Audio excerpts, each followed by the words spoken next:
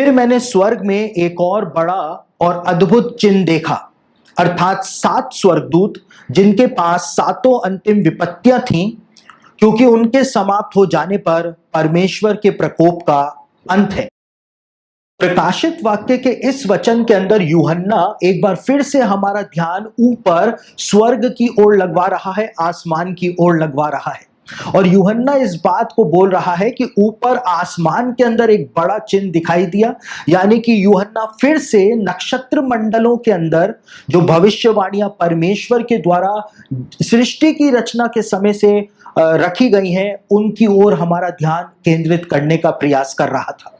और यूहन्ना इस बात को कहता है कि ऊपर आसमान के अंदर एक बहुत बड़ा और अद्भुत चिन्ह जो है वो दिखाई दिया, और वो 7 स्वर्गदूत जो हैं वो दिखाई दिए जिनके पास 7 अंतिम विपत्तियां थी, यानी अंतिम विपत्तियों के रूप में 7 कटोरे जो हैं वो उन स्वर्गदूतों के हाथ में स्वर्ग में दिखाई दिए। देखिए, यूहन्ना ने जब आसमान की ओर दृष्टि हमारे लगाने के लिए हमको कहा और उसने कहा स्वर्ग में एक बहुत बड़ा चिन्ह दिखाई दिया, हम पहले ही इस बात का अध्ययन कर चुके हैं कि ऊपर आसमान में परमेश्वर ने एक नक्षत्र मंडल को रखा हुआ है जिसको हाइड्रा कहा जाता है। और हाइड्रा जो है एक 7 सिर वाला सांप माना जाता है, एक नक्षत्र मंडल माना जाता है। और इस हाइड्रा की पूंछ के अंदर 1/3 तारे आते हैं। और इस हाइड्रा को प्राचीन फारसी लोग जो हुआ करते थे वो हवा का सांप कहा करते थे, यानी अदन की वाटिका में वो सर्प जो था जिसने हवा को बहकाया, वही इस सर्प को, हाइड्रा को फारसी लोग कहा करते थे। और यूहन्ना इसी हाइड्रा की ओर जो था इस समय हमारा ध्यान केंद्रित करवा रहा था। और यूहन्ना यहां पर 7 स्वर्गदूतों की चर्चा करता है और इस बात को बताता है कि उन 7 स्वर्गदूतों के पास 7 अंतिम विपत्तियां जो थीं वो मौजूद थी।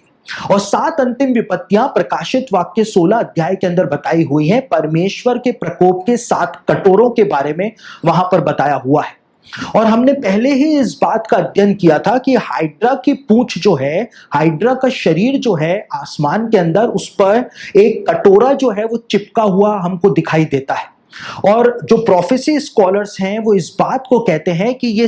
उन्हीं 7 कटोरों के न्याय को दर्शाने के लिए परमेश्वर ने आसमान के अंदर प्रदान किया है। और ये इस बात का प्रमाण है कि जब से जगत की उत्पत्ति हुई है तब से ही शैतान का न्याय जो है वो उसके साथ बना हुआ है, उसके साथ चिपका हुआ है। और यहां पर यही बात जो थी वो यूहन्ना एक बार फिर से हमको बता रहा था। हमारा ध्यान वो ऊपर स्वर्ग की ओर लगवा रहा था, हाइड्रा नक्षत्र मंडल पर वो लगवा रहा था कि अंतिम न्याय जो है वो होने का समय अब आ गया है। शैतान का न्याय जो है वो होने का समय जो है वो अब आ गया है। साथ ही यूहन्ना ने इस बात को कहा, इस बात को भी बताया कि 7 स्वर्गदूत जो हैं वो भी स्वर्ग के अंदर, आसमान के अंदर दिखाई दिए। प्रकाशित वाक्य के 15वें अध्याय के पहले वचन में यूहन्ना ने 7 स्वर्गदूतों को आसमान में, स्पेस के अंदर खड़े हुए बताया है। आपको जान करके हैरानी होगी कि 12 जुलाई 1984 को 3 सोवियत जो कॉस्मोनॉट्स थे, यानी रशिया के जो एस्ट्रोनॉट्स होते हैं, सोवियत कॉस्मोनॉट्स जो थे वो सोवियत स्पेस स्टेशन जो स्पेस के अंदर है वहां पर अपना काम कर रहे थे। और अचानक से ही उन तीनों कॉस्मोनॉट्स ने, सोवियत कॉस्मोनॉट्स ने इस बात को देखा कि जो पूरा उनका स्पेसशिप था, पूरा उनका जो स्टेशन था जो स्पेस में जिसमें वो काम कर रहे थे, वो चारों ओर से ऑरेंज धुएं से घिरना शुरू हो गया। और पहले तो उन्होंने इस बात को सोचा कि शायद कोई गैस जो है वो लीक हो रही है और उन्होंने इस बात की जांच पड़ताल करनी शुरू करी, लेकिन वो ऑरेंज धुआं जो था उसने पूरे उनके स्टेशन को स्पेस के अंदर घेर लिया। और थोड़ी देर के बाद वो ऑरेंज धुआं जो था, जब वो ऑरेंज धुआं छटा तो उन तीनों ही कॉस्मोनॉट्स ने 12 जुलाई 1984 को स्पेस के अंदर 7 स्वर्गदूत जो थे वो घूमते हुए देखे थे। और ये खबर जो थी वो अखबारों के अंदर भी 1984 के अंदर छपी थी। और वो कॉस्मोनॉट्स जो थे उन्होंने इस बात को बताया कि वो 7 स्वर्गदूत जो थे वो बहुत ही ज्यादा विशालकाय रूप के अंदर दिखाई दे रहे थे और वो चमकते हुए उनके स्टेशन के साथ साथ चल रहे थे, घूम रहे थे। और जैसे ही पृथ्वी के ऊपर वैज्ञानिकों को यह बात पता चली तो वैज्ञानिकों ने सिरे से ही इस बात को खारिज कर दिया कि इन कॉस्मोनॉट्स ने 7 स्वर्गदूतों को स्पेस के अंदर देखा है। और बहुत सारी व्याख्याएं जो है इस बात की गई कि कॉस्मोनॉट्स के अंदर ऑक्सीजन की कमी की वजह से उनको ये सब चीजें जो है वो स्पेस के अंदर दिखाई दे रही थी। कुछ समय के बाद जब 3 और कॉस्मोनॉट्स को सोवियत रशिया ने वापस से ऊपर स्पेस के अंदर भेजा और जब उसी स्पेस स्टेशन के अंदर 6 कॉस्मोनॉट्स मौजूद थे, पहले वाले 3 कॉस्मोनॉट्स और नीचे से नए गए 3 कॉस्मोनॉट्स जब उस स्पेस स्टेशन के अंदर मौजूद थे तो उन 6 के 6 कॉस्मोनॉट्स ने वापस से एक बार 7 स्वर्गदूतों को उनके स्पेस स्टेशन के बाहर घूमते हुए, चक्कर लगाते हुए देखा और सभी ने इस बात की गवाही दी कि उन्होंने 7 स्वर्गदूतों को, हेवनली बीइंग्स जो हैं, उनको स्वर्ग के अंदर देखा था। तो इस बात को हम देखते हैं कि ये बात जो यूहन्ना ने लिखी है कि स्पेस के अंदर 7 स्वर्गदूत जो हैं वो दिखाई दिए, ये बात जो है वो कोई हवा में कही गई बातें नहीं है, क्योंकि कॉस्मोनॉट्स जो हैं उन्होंने भी इस बात की गवाही दी है कि 7 स्वर्गदूत जो हैं वो स्पेस के अंदर उन्होंने भी घूमते हुए देखे थे। और यही वो कारण है कि यूहन्ना कहता है कि स्वर्ग में एक और बड़ा और अद्भुत चिन्ह जो है वो दिखाई दिया, यानी कि वो 7 स्वर्गदूत जो हैं वो यूहन्ना को भी दिखाई दिए। एक अद्भुत नजारा जो था वो यूहन्ना को स्वर्ग में दिखाई दे रहा था, स्पेस में दिखाई दे रहा था, और इसीलिए उसने कहा कि एक बड़ा और अद्भुत चिन्ह स्वर्ग में, स्पेस में दिखाई दिया। आगे यूहन्ना इस बात को कहता है, तब मैंने आग मिले हुए कांच का सा समुद्र देखा और जो लोग उस पशु पर और उसकी मूर्ति पर और उसके नाम के अंक पर जयवंत हुए थे, उन्हें उस कांच के समुद्र के निकट परमेश्वर की वीणाओं को लिए हुए खड़े देखा। वे परमेश्वर के दास मूसा का गीत और मेमने का गीत गा गा कर कहते थे, हे सर्वशक्तिमान प्रभु परमेश्वर, तेरे कार्य महान और अद्भुत हैं। हे युग युग के राजा, तेरी चाल ठीक और सच्ची है। हे प्रभु, कौन तुझसे न डरेगा और तेरे नाम की महिमा ना करेगा, क्योंकि केवल तू ही पवित्र है। सारी जातियां आकर तेरे सामने दंडवत करेंगी, क्योंकि तेरे न्याय के काम प्रकट हो गए हैं। प्रकाशित वाक्य के इन वचनों के अंदर यूहन्ना आग से मिले हुए कांच के से समुद्र के विषय में बातचीत करता है, और यूहन्ना ने यही का यही डिस्क्रिप्शन जो था वो प्रकाशित वाक्य उसका 4 अध्याय और उसके 6 वचन के अंदर भी प्रदान किया था।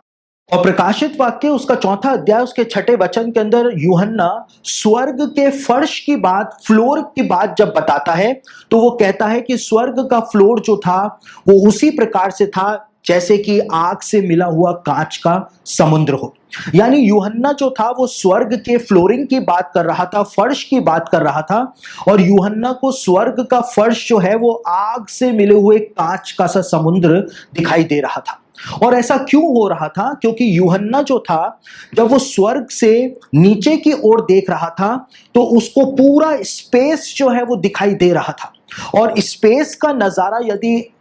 देखा जाए तो स्पेस जो है वो बिल्कुल इसी प्रकार से अंतरिक्ष के अंदर दिखाई देता है जैसा कि यूहन्ना ने इन वचनों के अंदर वर्णन किया है। यानी कि एक ट्रांसपेरेंट ग्लास से, एक ट्रांसपेरेंट फर्श से जब नीचे स्पेस जो है,